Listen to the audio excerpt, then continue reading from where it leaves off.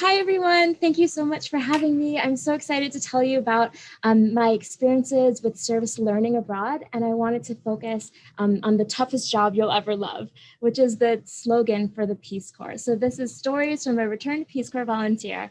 And I was in the Philippines from 2016 until 2018. The best way to introduce myself is with the hardest question that is asked to me. Where are you from?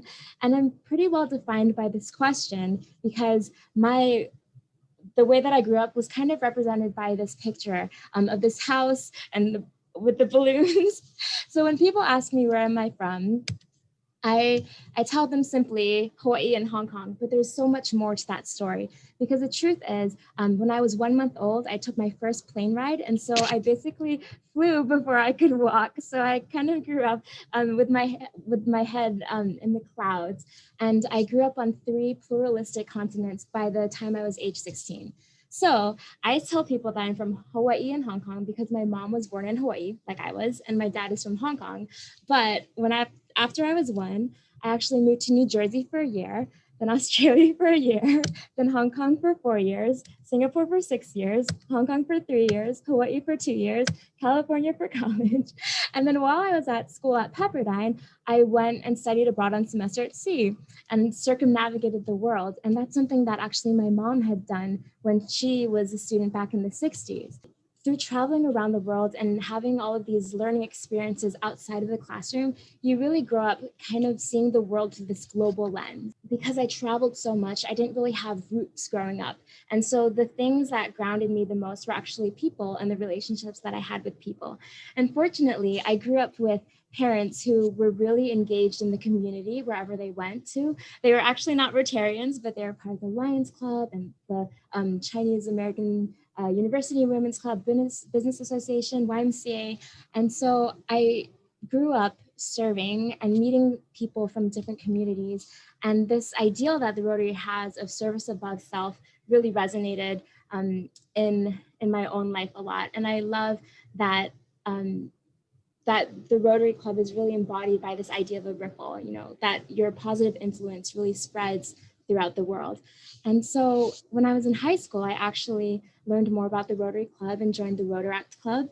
And then the Rotary Club, your club actually, the Rotary Club of Honolulu Sunset was so wonderful to sponsor me to study in the Netherlands. And I studied conflict studies and human rights at the University of Utrecht for a year, getting my master's. After being in the Netherlands, I actually continued to teach in China, in Hong Kong, in Thailand as a volunteer. And this idea of service continued throughout my life. And it perpetuated me to join the Peace Corps. Peace Corps was started by President Kennedy in 1961. And there's 3 goals, essentially. The first one being to empower communities by sending skilled women and volunteers to communities that invite volunteers to have them.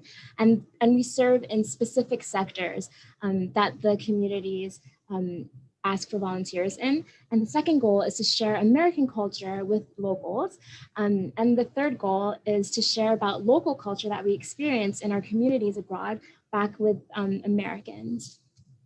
And so here are some statistics. Since 1961, there's actually been 240,000 volunteers sent to over 142 countries. And so you can also see an example of some of the sectors that volunteers serve in on the top right. So I went to serve in Asia, in the Philippines. When I applied, they actually have you check your preferences of where you want to serve. And I checked, I'll go to serve anywhere. And so they matched me with the Philippines. So this was my site. I was assigned to a town that I could barely pronounce. The town's name is Moalboal. It's such a tongue twister. And when I first got there, it was nighttime, and it was scary because once we landed into Cebu City, we were driving for 4 hours, and it was just pitch dark. And then suddenly there would be a light bulb, and then darkness, and then a light bulb and darkness. And I thought, oh my gosh, I'm gonna live in this town coming from Hong Kong and Hawaii where it's, there's cities and there's buildings. And here, there are more palm trees than there are people. What am I doing? But it was really great because, of course, I learned so much. And so this is a picture of my school, Cebu Technological University.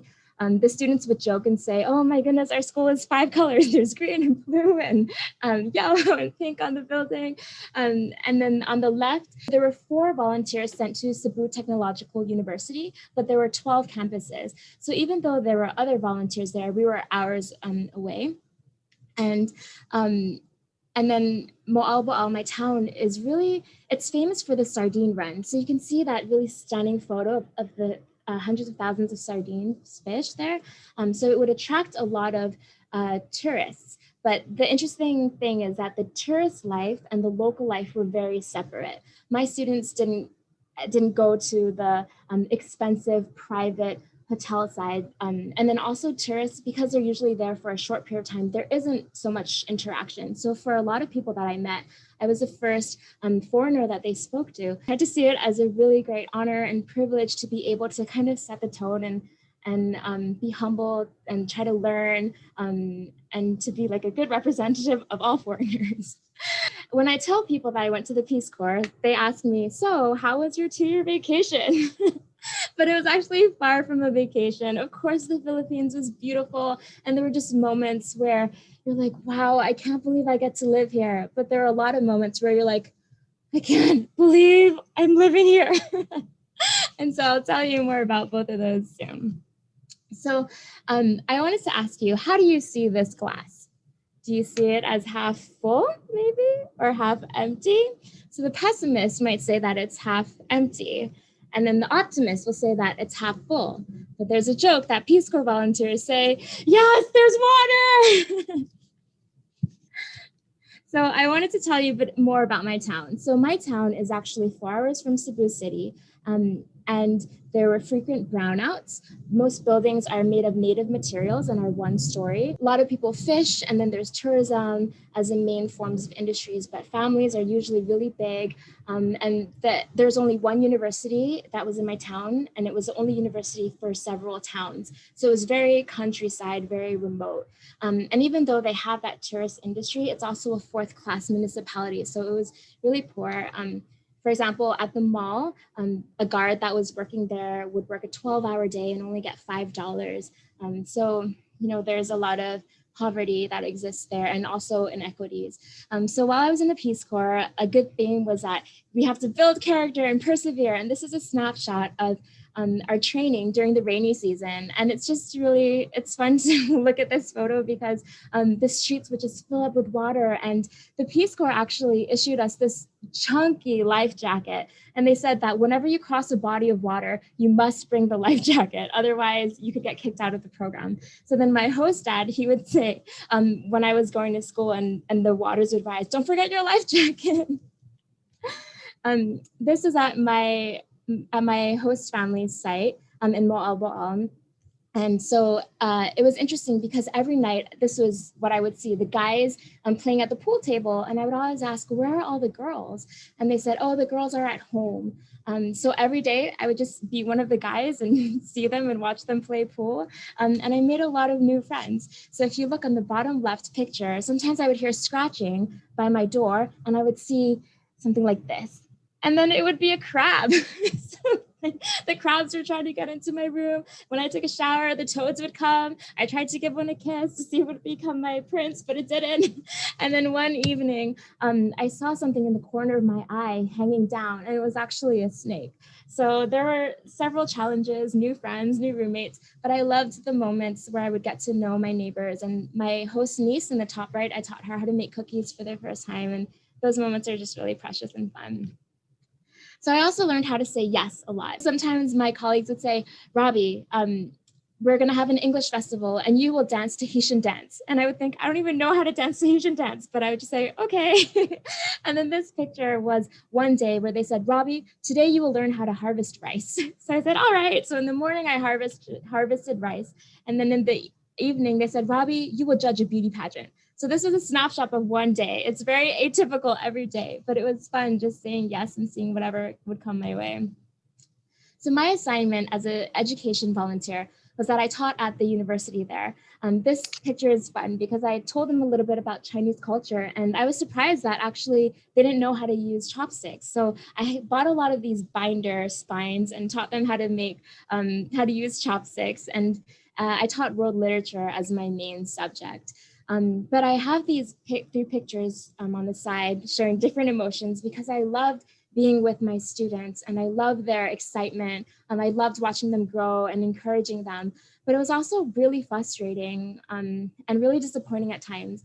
And I think this is one of the reasons why most volunteers left, because your expectation is up here and reality is here. And what I mean by that is that in the university setting, the teaching culture and the teaching ethic is so different than what we understand it to be in the United States. For example, it was the norm for teachers not to show up to class. And the reasons being, oh, it's drizzling, or, oh, I didn't sleep enough. I want a manicure. I want a massage. And so I would walk around campus and I would see students just sitting around in an empty classroom, and it would just be so infuriating, you know, because I think as a teacher, your job description is in your title, teacher, teach him, teach her, show up. And to know that the students are sacrificing a lot to be in school. And sometimes some of my students were the eldest siblings, so they would have to leave in order to go to work so that their younger sibling would have a chance to go to school. So I found it really frustrating. And I would wonder, like, why are the teachers doing this and they don't care? And then whereas these students are so eager and they want to be in school. So that was hard. And to give you another example, in the first month of school, I actually had a counterpart teacher and we were supposed to teach 3 times a week. So in a month, that would have been 12 times. But then in that first month of school, she had canceled class 10 times. So we only taught twice. And then so one weekend, she asked me, Robbie, be my guest speaker on Saturday. So I said, okay. So I came in and she wasn't there. So we were waiting and waiting. And finally I called her, where are you, ma'am? Are you gonna come? And she said, oh no, thanks for teaching my class. I'm in the city, bye. And then later we saw that she had pictures. She was watching a musical in the city. So that was really frustrating, but it also taught me to reshape my mind to see frustration as room for opportunity. So I had many chances to dream big in a small town. So this is a picture of our national highway. Basically, it's just 2 lanes and it goes throughout the town. And one of the opportunities that I had was that when I would show up to class and my counterparts would not, I would really get to know the students and they saw how much I cared. So I asked them about their library and I said, what do you think about your library? And I showed them all these pictures of libraries around the world. And they told me, ma'am, our library books are old. As you can see at the bottom picture, we're not allowed to borrow books. It's not comfortable. So I asked them, do you guys want to revamp your library? Do you want to change it together? And they said, yes, we want to. So then we got a team together and we just vision casted and they totally redesigned their library. They were so resourceful, cutting out trees from cardboard and then painting murals. And then meanwhile, I asked 8 different organizations to please donate books. So we got over 3,000 books and they were good books, like bestseller books that were age appropriate for the students, that were made into movies. And so this is a before and after. Before, it was just very sterile, just very white, no curtains. And then I had introduced to them the idea of a beanbag. And so they said, okay, ma'am, we don't know what a beanbag is, but we will try. So they made over 35 beanbags. And the beanbags were from curtain materials that I'd gotten from a hotelier in the city. And it was just amazing to see everyone come together and what they created.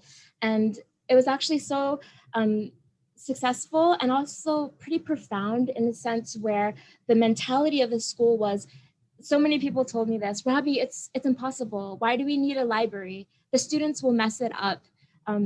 Why do we need books? And this would shock me coming from other teachers and staff at a university setting, but they did such a great job that actually Cebu Daily newspaper made us their feature story. And for me, it doesn't really matter if we're in the newspaper or not, but that was a huge step for the community that I was in because it gave us legitimacy and it brought in some stakeholders. And I wanted to share a funny story. So at the picture at the bottom, there's a book called A Beautiful Hawaiian Day. And when I had opened these boxes of books, I saw this book and I thought, my goodness, why is there a book that says A Beautiful Hawaiian Day? How random. And I opened it and it said it was donated by the Kapolei Rotary Club of Kapolei Sunset Club. And I thought, my goodness, like this book came from Hawaii, randomly came to this nowhere town in the Philippines. And it was just such a sign of encouragement and affirmation of the great work that the Rotary does.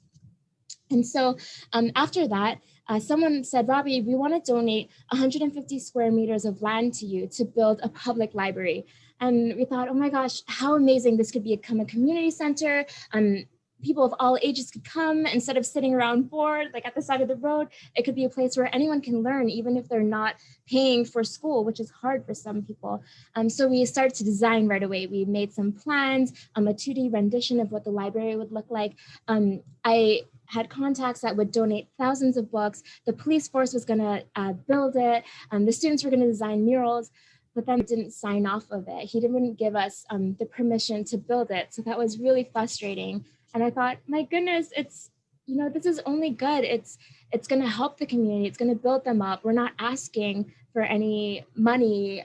Why aren't they helping? So it was very disappointing to let that go, but it was a lesson in trusting the process. So one of the first ladies that helped us with our school library revamp project was following our project, and she said, Robbie, can you come help us develop a library in the city?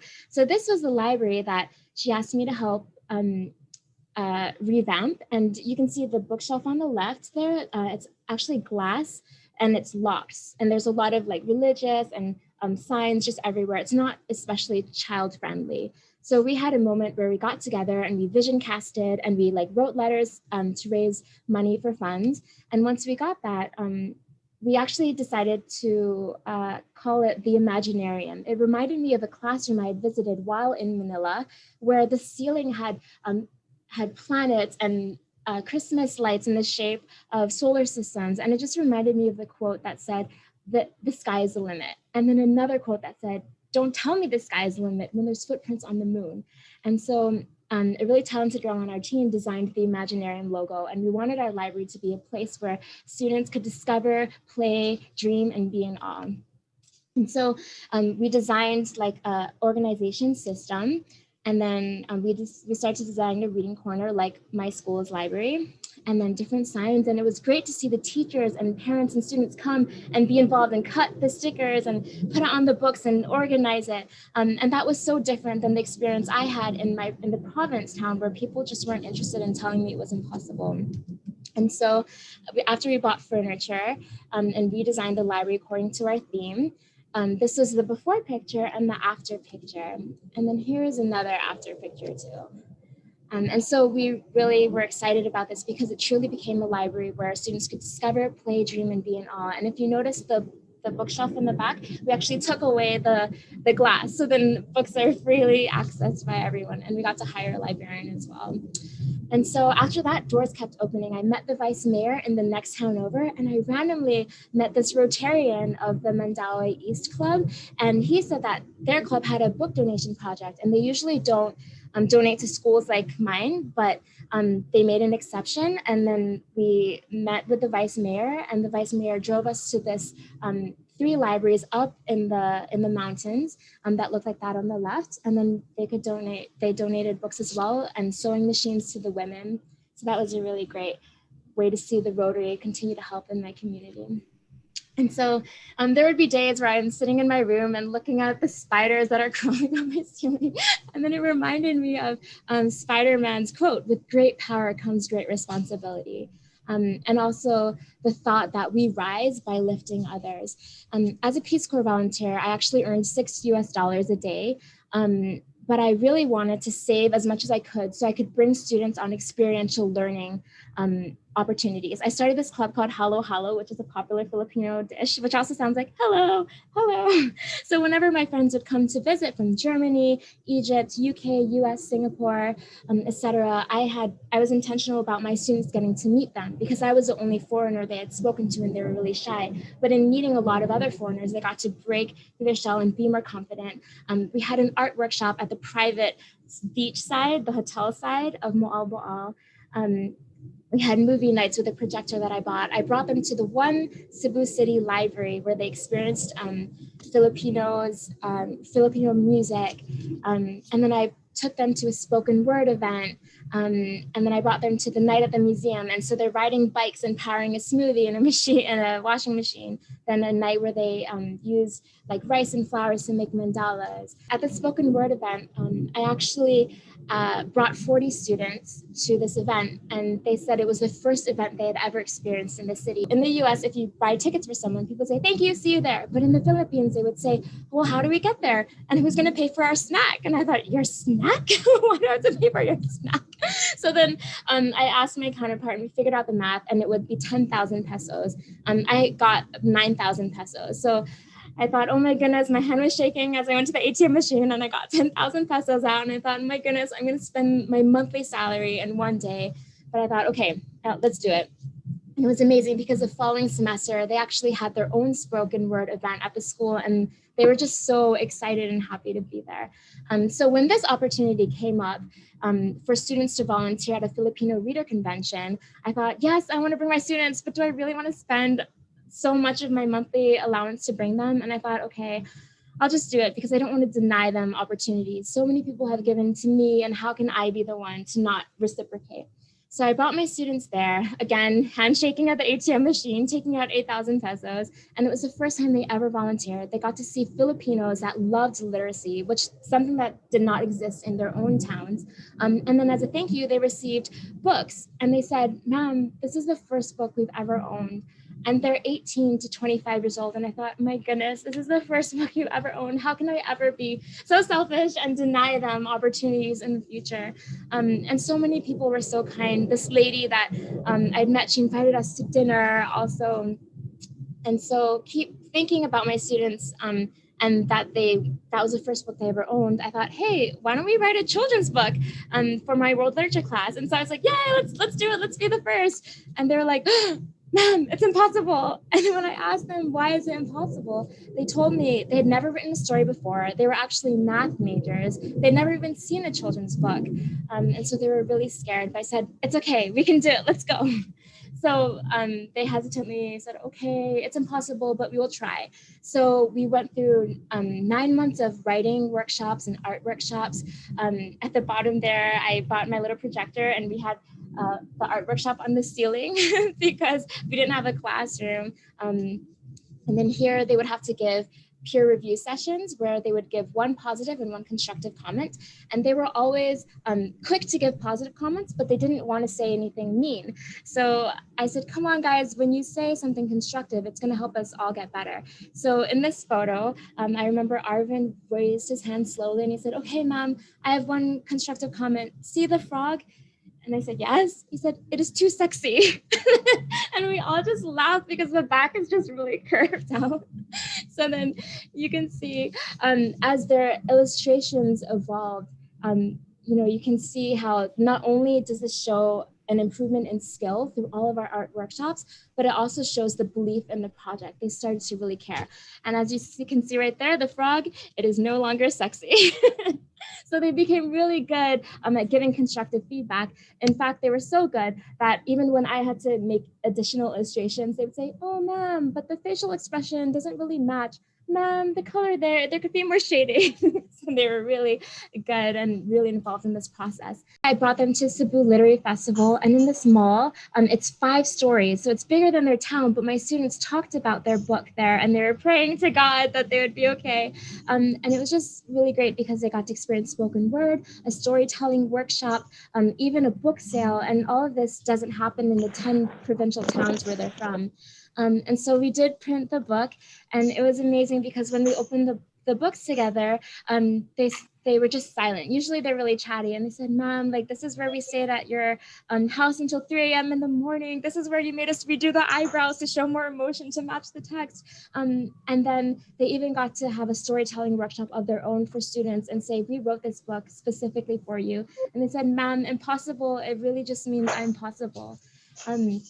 And so they actually gave their books to all 21 schools in the area and all over the Philippines and even the jail. So I would meet with the guys there and share a meal and stuff. So, and one of the requests of what they wanted besides art supplies was books. So we got to give them their books.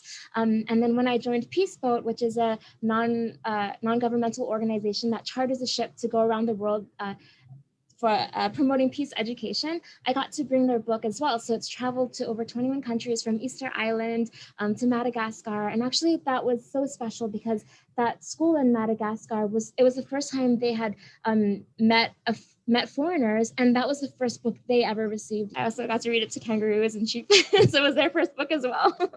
And then when I went back on the voyage, it's the second time as an English teacher. This was in Papua New Guinea, so we got to share it there as well. And actually the ship stopped in the Philippines, so I got to bring some of my students and friends on the ship as well. And so this is a peek into our book. So there's 5 stories that promote values. So compassion, this is responsibility, beauty and diversity, belonging, friendship and adventure, leadership. And then after every story, there's a reading comprehension activity because we want to inspire creative thinking, not just rote memorization, which happens a lot in schools. And then a bit about our story. And there's a bilingual illustrated glossary because we want to encourage people to look up words that they don't understand and empower themselves to understand words and take hold of their own learning. And so what's next for us is that we hope to be on bookshelves. And people can still ask me for the book in the Philippines. They'll reach out. Peace Corps volunteers after me have wanted our books for their own communities, because actually our book is the only Bisaya-English book. There are Tagalog ones, but no Bisaya ones. And then I want to make a documentary to tell the story behind the stories, which is my student stories. And so we're looking for anyone who knows stuff about publishers or distributors or mentors, or who can make a business plan, filmmakers, donors. We're still mailing books out. And so my students, they actually graduated and they are teachers now. And I know that they're better teachers than their teachers. They keep raising the bar high. And for me, I'm trying to work on this documentary, get their book into bookstores. And I'm looking into the Rotary Peace Fellowship too. And I have to find a job. And so I wanted to thank the Rotary for really embodying this quote, which is society grows great when old men plant trees whose shade they know they shall never sit in. Because I've seen the Rotary's impact in my life and in my community's life. And just to end, I wanted to bring you back to this glass. So how do you see this glass? So I think some days I see it as half empty, half full, but having had all these international experiences and service experiences and angels like you and supporters and cheerleaders, I really see the world as being a place where we can create these positive ripples. So thank you so much for having me and listening to my quick speech. And I really appreciate being here and all of your help and support. Thank you. Thank you, Robbie. Such a, so much positive energy and really great stories and really inspiring. I'm very inspired and feel impressed. Thank you so for such a great work you do. That's really amazing. Thank you so much.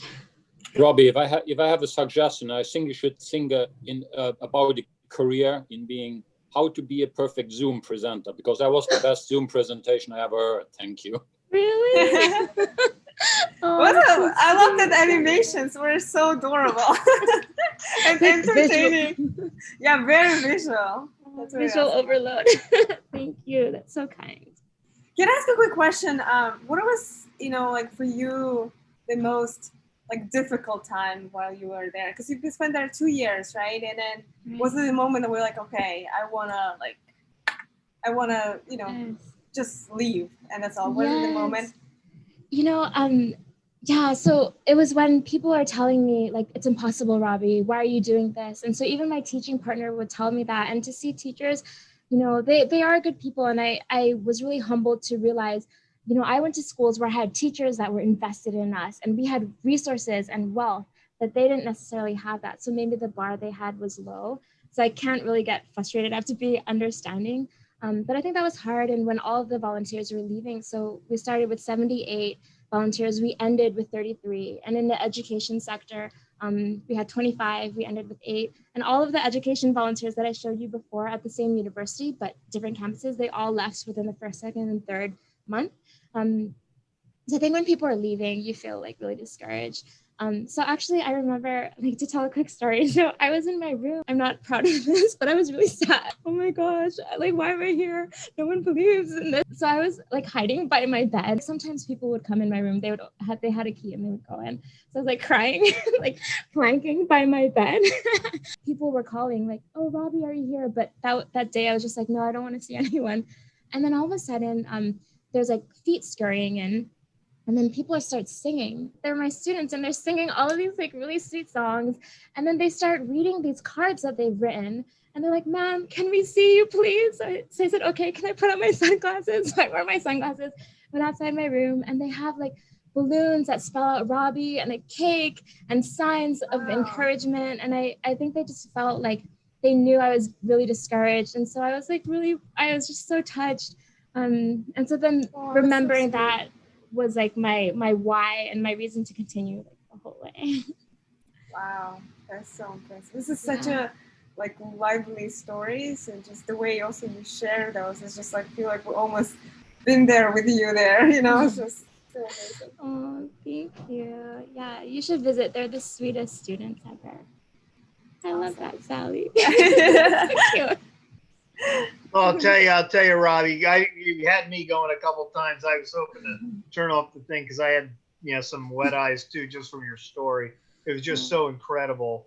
I mean, the impact that you have made in lives. Any contribution that we could have done to support you is just has reaped the benefits, and I think we can build on that. Your story is an inspiration for what we can do and how there's so much, potential in what we can do to help people that are less advantaged. I think your story is just incredible. Thank you. I've been going to the Philippines since 1969, believe it or not.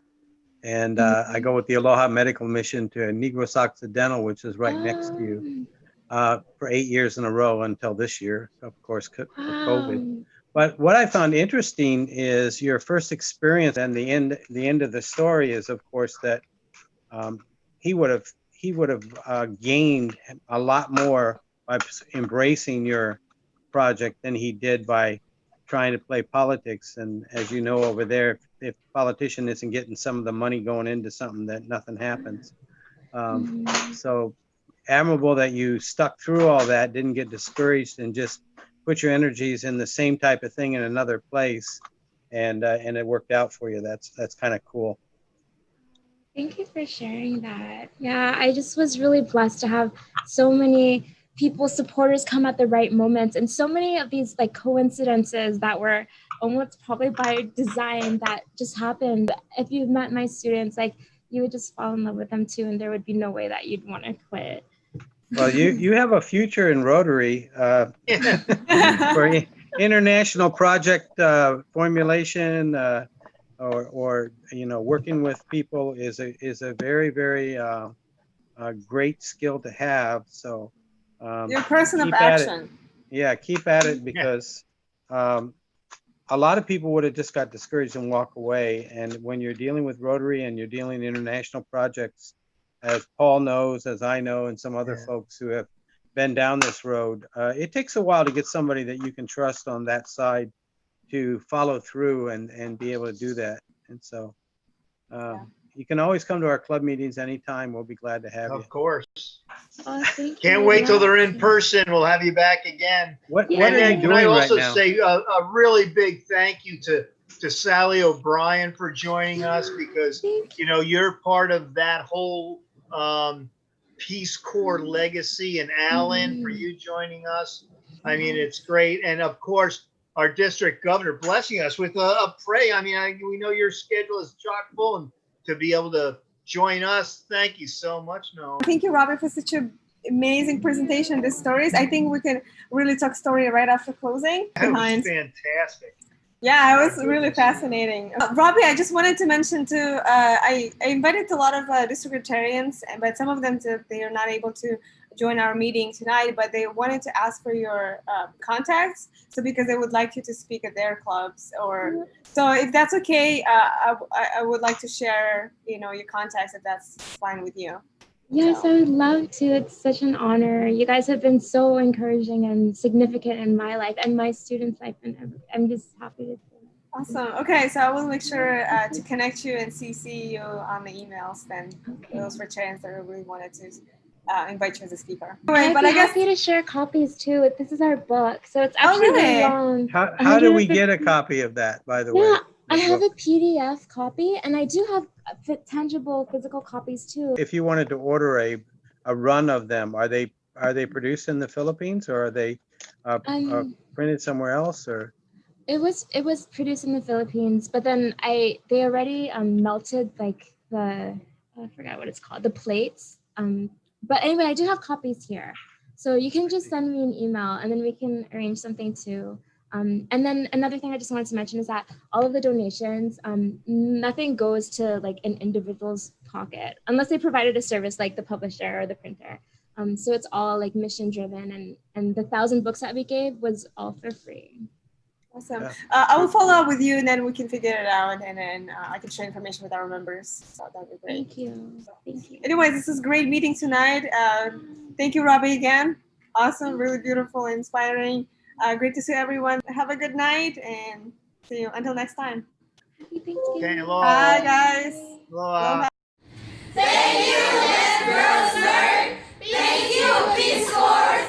Thank you, CTU Moalboal Campus. And thank you to everyone who donated their time, energy, support, and talent.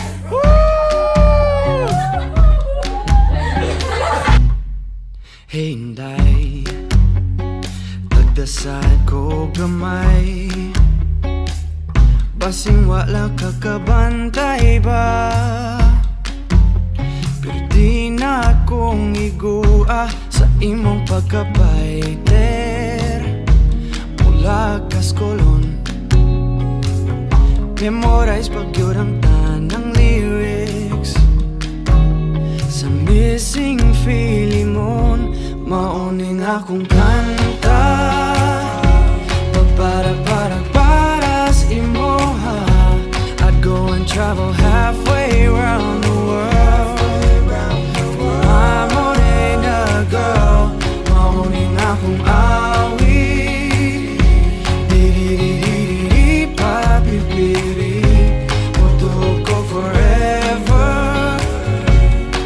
Cause I have someone just like her. My morena girl, my morena. My morena girl, my morena. I know di ko original bistak, but whenever you say hey Joe, I feel like saying nahigugma kong nimo. Mamuwang ang akong aping whenever my blue eyes see you. Muskip ubit ang kasing-kasing, wishing you could love me too.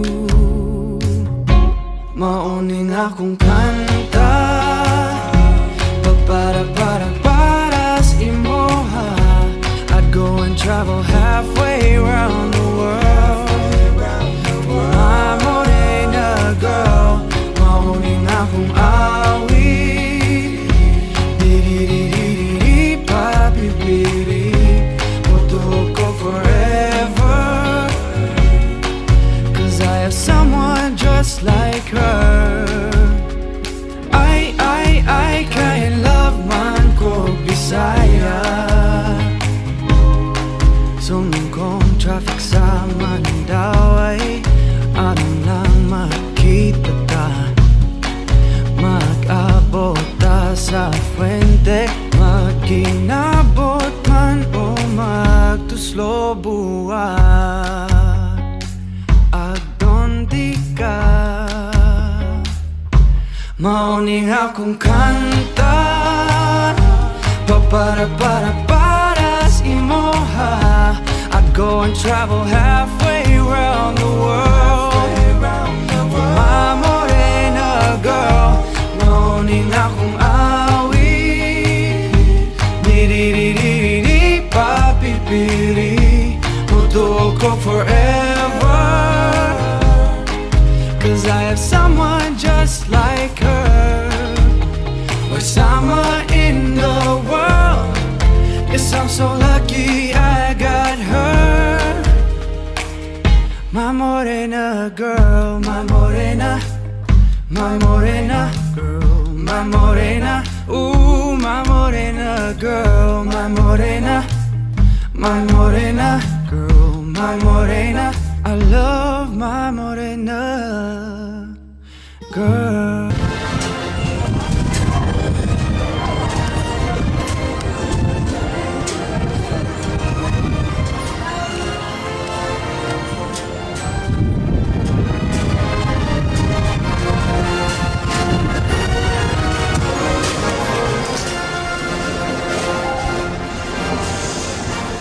All our friends and families, Thank you for all your support.